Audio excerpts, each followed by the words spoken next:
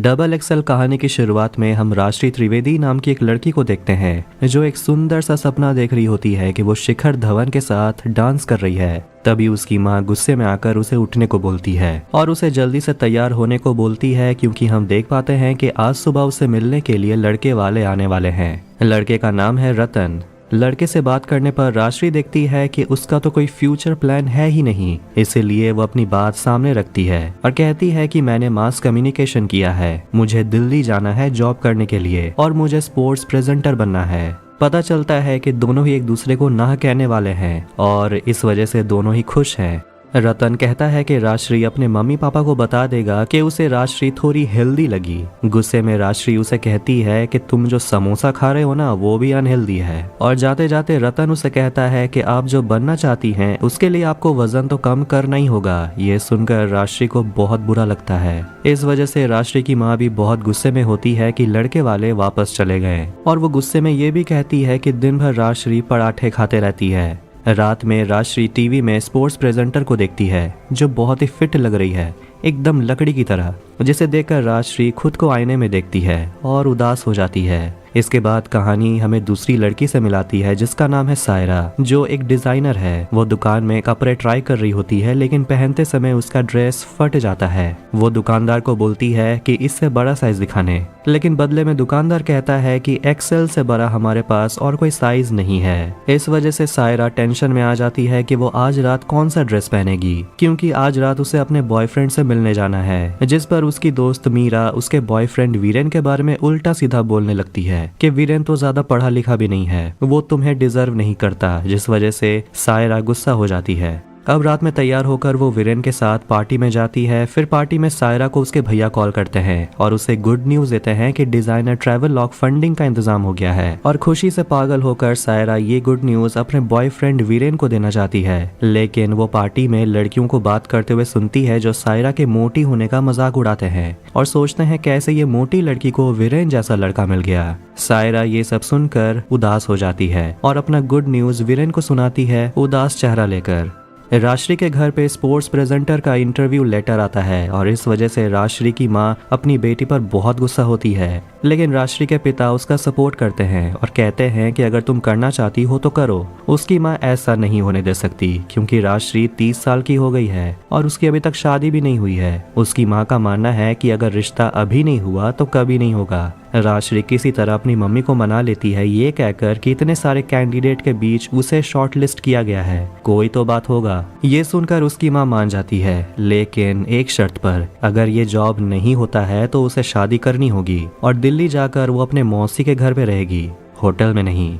दिल्ली में railway station पर राजश्री के मौसा और मौसी उसे लेने के लिए आते हैं और मौसी का भी यही कहना है कि राजश्री पहले से मोटी हो गई है। घर पहुंचकर उसकी मौसी अपनी बेटी अमृता के बारे में उसे बताती है कि वो अपने हस्बैंड के साथ अमेरिका शिफ्ट हो गई है। सायरा अपने भैया से बात कर रही होती है और वो उनसे बताती है कि उसने ट्रैवल लॉ के लिए लंदन ही क्यों चुना, क्योंकि उसके पिता ने भी अपने करियर की शुरुआत लंदन से ही की थी। इसके बाद सायरा जाती है अपने बॉयफ्रेंड वीरेन के घर, लेकिन वीरेन सोच रहा था कि शायद केमिस्ट आया होगा। सायरा पूछती है ऐसा क्यों, तो वीरेन कहता है क्योंकि उसके पेट में दर्द है। तभी उसके घर में एक पार्सल आता है जिसमें पेट दर्द की दवा नहीं कुछ और ही होता है। गुस्सा होकर सायरा उसके घर में एक लड़की को ढूंढती है और गुस्सा होकर वो अपने बॉयफ्रेंड से ब्रेकअप कर लेती है और वहां से चली जाती है। राजश्री इमेजिन नेटवर्क नाम की एक कंपनी में जाती है इंटरव्यू देने के लिए और राजश्री वहां बाकी लड़कियों को देखती है जो इंटरव्यू देने के लिए आई है और देखती है कि सारी की सारी बहुत ही फिट हैं। हम सायरा के भाई को देखते हैं जो भी इमेजिन नेटवर्क में काम करता है और वहां सायरा को एक शॉकिंग न्यूज मिलता है कि उसके ट्रैवल लॉग को कैंसिल कर दिया गया है, क्योंकि उनके पास कोई डायरेक्टर नहीं है जो सायरा के ट्रैवल लॉग को शूट करे।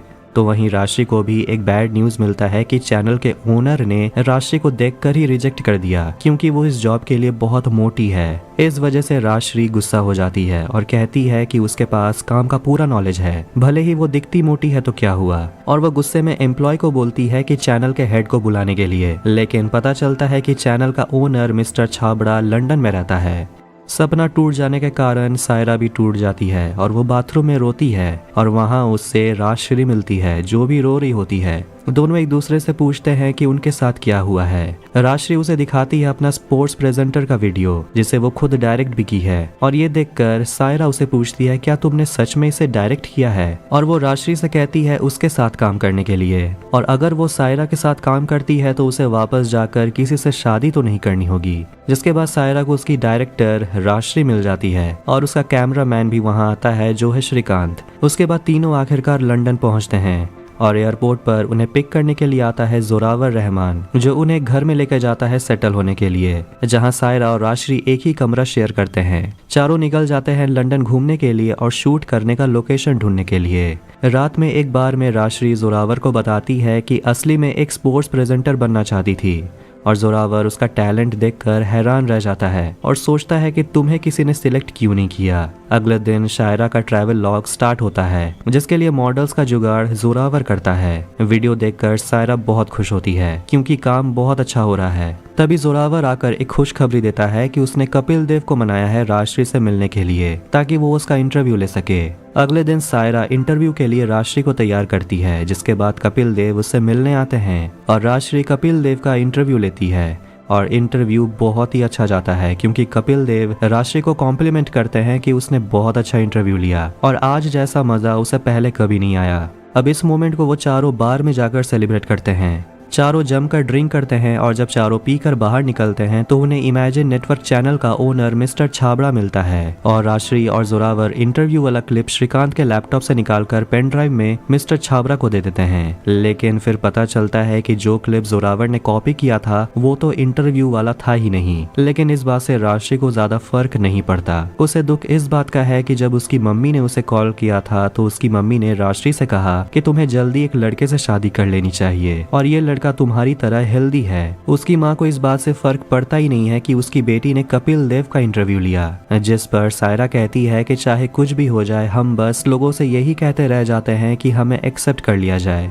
ऐसा होता क्यों है। इसके बाद दोनों पेट भर के खाना खाते हैं और दोनों सायरा के स्कूल के बाहर बैठे होते हैं और सायरा बताती है कि जब वो छोटी थी तब उसे पता चला कि उसके पिता गुजर गए और 2 साल के बाद सायरा भी अपने भैया के साथ और अपनी मम्मी के साथ लंदन को छोड़कर इंडिया शिफ्ट हो गई और इंडिया आकर भी सायरा के अच्छे दोस्त नहीं बने, इसलिए वो खाना को ही अपना दोस्त बना ली। इस बारे में दोनों एक दूसरे से बात करते हैं कि कैसे जब दुनिया ने साथ नहीं दिया तो दोनों ने खाना को ही अपना साथ ही बना लिया। और स्कूल के सामने खड़े पेरेंट्स को देखकर दोनों कहती हैं कि आखिर इनमें से ऐसा कौन है जिसका फिगर परफेक्ट है, चाहे तो इनमें से कोई भी मॉडल बन सकता है, परफेक्ट फिगर की जरूरत क्या है। जिसे सुनकर सायरा को एक आइडिया आता है कि वो अपने ब्रांड के कपड़े सभी पर देखना चाहती है, सिर्फ मॉडल्स पर ही नहीं। चाहे वो बस ड्राइवर हो, स्कूल की टीचर हो, मोटी हो या पतली हो, फर्क नहीं पड़ता। जिसके बाद वो लोग शूटिंग करना फिर से स्टार्ट करते हैं और इस बार सिर्फ मॉडल्स ही नहीं डिजाइनर कपड़े हर फिगर की लड़कियों पर होता है। और तभी अचानक से शूटिंग करते वक्त सायरा के पैर में मोच आ जाता है और हॉस्पिटल में सायरा को उसका एक्स बॉयफ्रेंड वीरेन का कॉल आता है, लेकिन फोन जोरावर उठाता है और वो वीरेन को खड़ी कोठी सुनाता है और उसे फोन रखने को बोलता है। जोरावर सायरा से कहता है कि मैं तुम्हारा एक्स बॉयफ्रेंड जैसा नहीं हूँ। घर पर राजश्री की मम्मी भी उसे कॉल करती है और पूछती है क्या तुम्हारा रिश्ता उस लड़के से पक्का कर दिया जाए, लेकिन राजश्री मना करती है और कहती है कि मैं यहाँ काम करने के लिए आई हूँ।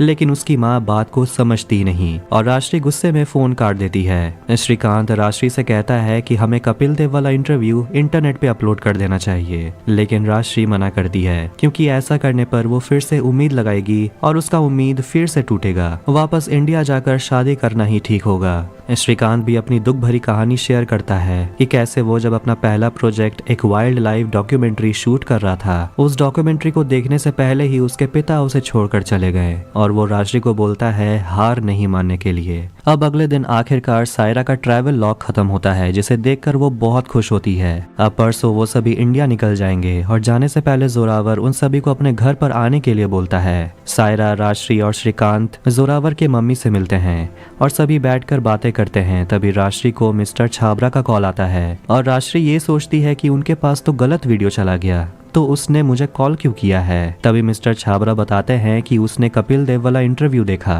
जो उसे बहुत पसंद आया और वो चाहते हैं कि राजश्री उनके चैनल के लिए काम करे और उनका अगला क्रिकेट शो होस्ट करे। और पता चलता है कि इस वीडियो को ऑनलाइन किसी और ने नहीं बल्कि श्रीकांत ने डाला था। अब आखिरकार सायरा दिल्ली पहुंचती है और राजश्री मेरठ पहुंचती है और राजश्री की मम्मी उसे कहती है कि 20 तारीख को तुमसे लड़का मिलने आने वाला है जिसका नाम योगेश है। लेकिन राजश्री मना करती है और कहती है कि वो इंडिया का सबसे बड़ा क्रिकेट शो होस्ट करने जा रही है। इसके लिए वो 25 लाख का कॉन्ट्रैक्ट साइन करने जा रही है। ये सुनकर राजश्री की माँ खुश होती है और वो अपनी बेटी पर गर्व महसूस करती है। राजश्री खुश होकर अपनी माँ से कहती है कि अब चाय के साथ थोड़ा पराठा भी बना दो। इसके बाद हम सायरा के ब्रांड का शो देखते हैं फंडिंग के लिए, जिसके लिए सायरा हर फिगर की लड़कियों को चूज करती है और उसकी शो स्टॉपर कोई और नहीं बल्कि राजश्री खुद है। और वहाँ बैठे इन्वेस्टर्स को सायरा कहती है कि वो एक ऐसा ब्रांड बनाना चाहती है जिसके स्टोर में लड़कियां आने से डरे नहीं। इसके बाद सभी इस मोमेंट को एंजॉय करते हैं और इसी के साथ मूवी यहीं एंड हो जाती है। तो अगर आपको ये वीडियो पसंद आया तो वीडियो को लाइक करें, चैनल को सब्सक्राइब करें ऐसे ही मूवीज और टीवी सीरीज एक्सप्लेनेशंस के लिए। मिलते हैं नेक्स्ट वीडियो में। Take care.